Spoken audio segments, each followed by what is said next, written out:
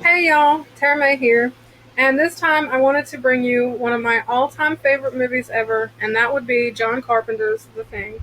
This is always going to be one of my top five. Often, I don't feel like I have a particular one single favorite. It's hard for me to narrow it down because so many movies mean a lot to me, especially when it comes to nostalgia. However, The Thing always seems to surface to the top for a lot of reasons. For one thing, I was about 2 to 3 years old when I saw this in the drive-in with my parents. I was supposed to be asleep in the back seat, but my eyes were glued to the screen. And I could never forget the movie. I remember years later asking, hey, what's the crazy movie where these guys are in a helicopter shooting at a dog in the snow and some guy's head runs off like a spider? And my mom couldn't believe I even remembered it. Um, John Carpenter's version is, of course, a remake, which I'm not usually fond of remakes this day and age. There's a few maybe that are okay, but for the most part, I'm not really on board with them. Most of them, it seems redundant. It doesn't seem like there's a point in just keep remaking the same material. However, I rather liked this one simply because if you ever read the 1930s, I believe it was 1935 story, Who Goes There, you will see that John Carpenter's version actually does that story more justice than the 1951 movie, The Thing from Another World. That movie's okay, and it holds its own. It's a nice, solid black and white kind of sci-fi flick. However, it doesn't really hold up as well to the story as John Carpenter's version did. And I believe that he was more able to capture the feeling of isolation and terror and paranoia in his version. And I also feel like he was able to do a lot more with it than they could in the 50s, of course, effects wise. And I'm really glad that this movie came out when it did, and it didn't enter the CGI stuff because what they did with practical effects in this movie is actually pretty amazing for 1982. And I think that the fact that these guys could really interact with this creature and they're not just trying to dodge a fake thing in front of a green screen, I think that probably really helped. And just the things that they did, the way they melded the creature, the way sometimes it was a hodgepodge of so many creatures all together, I thought it was simply amazing the way that came off. Yes, of course, it's still a little cheesy, and yes, of course, you could kind of still see it and say, well, that's a puppet or whatever that they used. But it's a lot more realistic to me than a lot of the CGI comes off, especially, you know, some of the stuff that was coming out in the 90s or early 2000s. I am really glad that this movie came out when it did because of the way that they were able to do it and because of who did it. I mean, let's face it, John Carpenter is a great director. He brought us movies like Assault on Precinct 13, Escape from New York, The Fog, Halloween. I mean, that one, most people love Halloween. If you like horror movies, that's one of the top ones that people will say that they like. I mean, for very good reasons. And he just brought us a lot of things. And while this one, yes, it bordered more on sci fi than horror, it's still going to always be one of my favorites, and partly for nostalgia reasons. Like I said, you're hit with a lot of images in this movie. I mean, right off the bat, like I said, you see these guys shooting at a husky dog running through the snow, and you're like, wow, why in the world are these guys in a helicopter chasing a dog and trying to shoot it? So immediately you're hit with questions and tension, and, just you start to meet the people on the base. There's sort of this, standoff that happens, and then there's some discoveries made of what these people were up to when they go out to their old base, which has been burned down, and you see just these kind of melted, really deformed looking people that, you're like, wow, what in the hell happened? So they start to discover what's going on. Of course, the creature itself that they discover kind of begins to melt, and the real threat has already begun. They just don't know it. And this thing, it really preys on a person's sanity in a way. You're constantly guessing, well, who's the thing? Who's not the thing? The characters in the movie are constantly guessing this. They don't know. I mean, they themselves can feel confident whether or not they are, but how do they tell somebody else that this creature that can mimic them perfectly, talk like them, sound like them, move like them, think like them, isn't them, you know? And the fact that this creature, it not only takes them over, I mean, it pretty much kills them. So you're left with kind of bloody images here and there, although it's not overboard so much on the blood in this one as much as just some of the grotesque effects that they did of the aftermath of the bodies. And there's just so many things going for it. It is a male presence throughout the whole thing. All the actors are male. You only get the presence of a female in a computer voice that Kurt Russell's character is actually interacting with McCready, and he's losing pretty badly at the chess game or whatever he's playing, and just kind of dumps his whiskey in there and is done with it.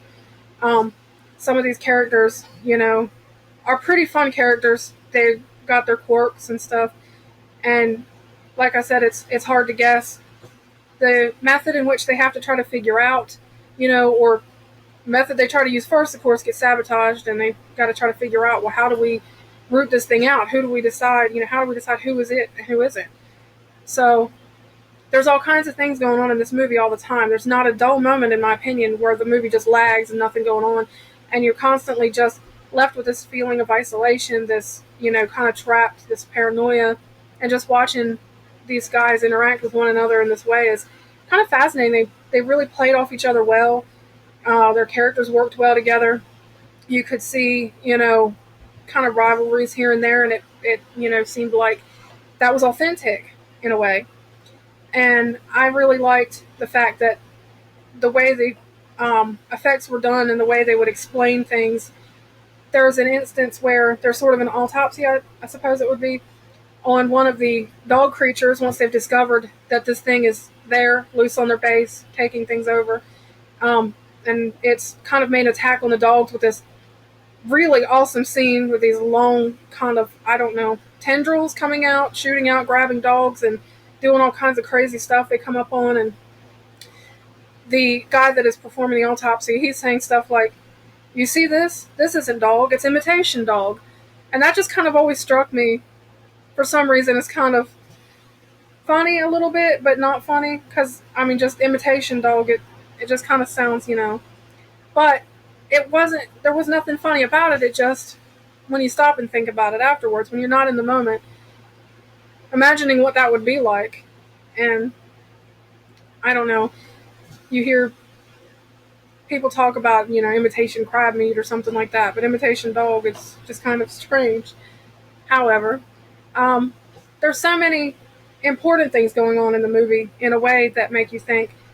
And it has actually it sparked a lot of thought process in people. People have really taken the whole ideas that were brought from the original story through The Thing from Another World, through John Carpenter's The Thing, and they have really run with the whole storyline, the possibilities. There's comics that are out there, some of which you can find kind of on YouTube slideshow-like with people narrating them and stuff. And I have a friend named Martin who does the Trash Picture Show. That's one of the channels here on YouTube that's going to be explaining some of that, the comics, the expanded media. I believe he has an actual copy of Who Goes There, so hopefully he'll show that to y'all. He'll discuss his thoughts on the movie as well. And he has some of the figures that have been created. Some really artistic figures and stuff have come out, mostly based directly on the movie. Things that you'll actually see in the movie. You get, like I discussed earlier, crazy images of stuff like a guy's head kind of detaches, kind of gets these extended eyes at the top, and it grows legs, and it just kind of runs off, and these people are just looking like, oh shit. What can you do in that case? It's discovered that every part of this creature can exist. Every part of it can detach and preserve itself and thrive and cause damage and take over. And this species, it seems to want to prolong its own existence, but wipe out anything else that may be a threat to it in any way. So it registers everything a threat that isn't it. And it's even willing to kind of sacrifice parts of itself because it knows it can continue on with just a drop of blood. There's a scene where it even shows the simulation of things like that in a slide and stuff. They really put a lot of detail into this and a lot of thought. But what people have come up with off of it, it really is amazing. And I think a lot of it's well worth checking out, especially if you're really into this movie like I am, just what people have done with it. Aside from having this movie, which I do have a rather generic copy, though it does have some good, special features and whatnot. I'm waiting on the Scream Factory version to come in. I missed the limited, but I was able to get the collector's edition of it, so I'm looking forward to have that come in. I've had this movie on VHS. Somebody once gave me a DVD copy of the one that was released with the video game, And then I've had this copy, and I have it on like a 4-pack. So yes, I've pretty much bought this movie multiple times, y'all. But I really love this movie a lot, and well, that's probably evident. Like I said, one of my earliest movie memories, probably the earliest movie memory. I do have Alan Dean Foster's novelization of John Carpenter's movie The Thing, which is the way one collector put it to me is sort of a holy grail for people that collect things to do with The Thing, and that's partly because it is an out of print paperback. It does go for a paperback from the 80s. It goes for like $30+, especially in good shape.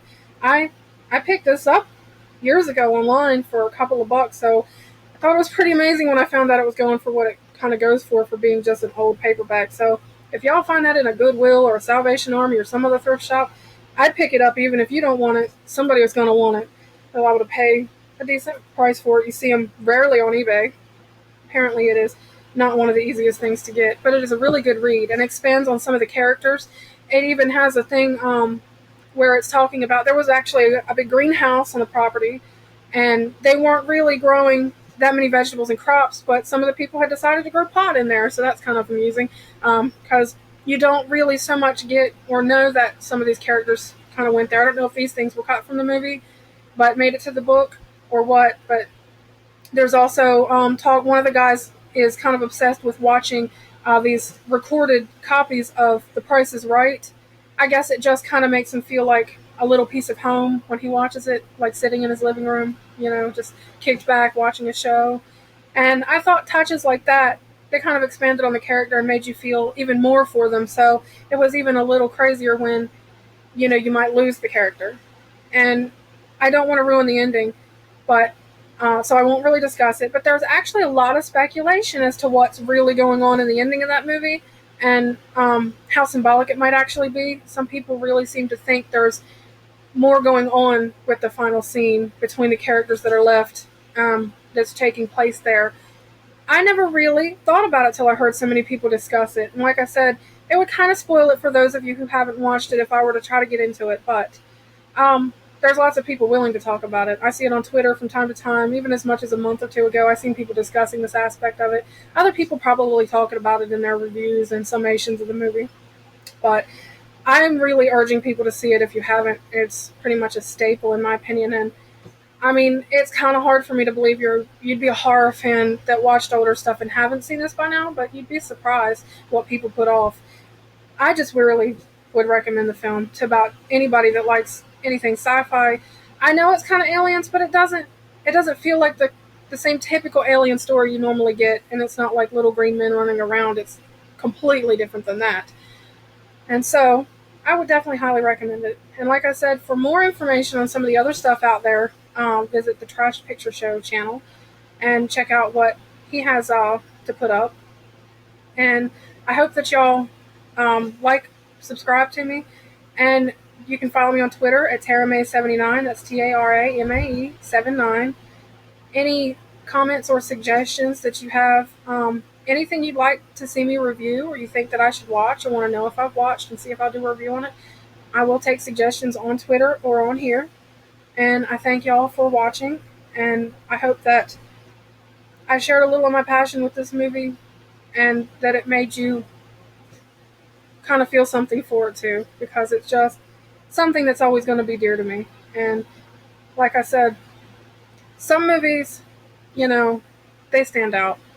They'll go through you as a nostalgia feeling, even if the movie's not great. However, this movie, in my opinion, it's great. If I put it in for the first time today, I know I'd love it. I mean, it's just one of those kind of things, and it's timeless. The fact that people still carry on with it today in the way that they do, it lets you know it's timeless. The original story, it was ahead of its time. It was really great, and I would recommend it to anybody. Sit down, take a minute, read it. I found it online once. I don't remember where, but the entirety of the story was there, and I was able to read it, and I was really blown away. So maybe y'all will get into this at least a little bit. I don't expect to convert everybody. I'm sure there's some people that hate it. I don't see how, but I'm sure there's people that do. However, thank you for your time, and until next time, have a good day.